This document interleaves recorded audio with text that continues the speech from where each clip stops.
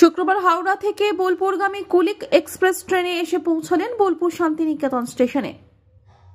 তার সঙ্গে সহযাত্রী ছিলেন রাজ্যের ডিজি রাজীব কুমার সহ অন্যান্য আধিকারিকবৃন্দ।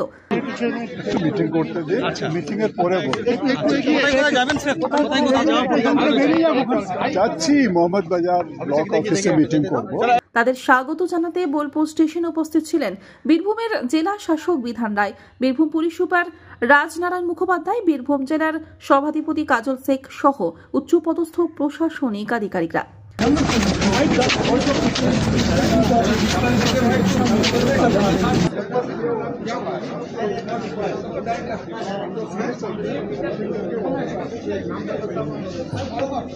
মিটিংয়ে আলোচনা তো ওখানে গিয়েই ঠিক হবে। চলো, আদিবাসী মানুষজনের সাথে কথা বলবেন স্যার? আমরা গিয়ে একটু কথা বলি। মুখ্যমন্ত্রী যেহেতু স্বপ্নের প্রকল্প এবং একটি বড় জায়গা পেতে চলেছে রাজ্য, সেই জায়গায় কি মনে হয় যে আরো বেশি নজর দেওয়া উচিত?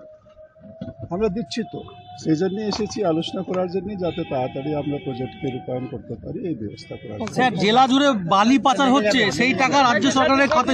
বোলপুর স্টেশন থেকে সোজা শিউরি মোহাম্মদ বাজার উদ্দেশ্যে রওনা হন।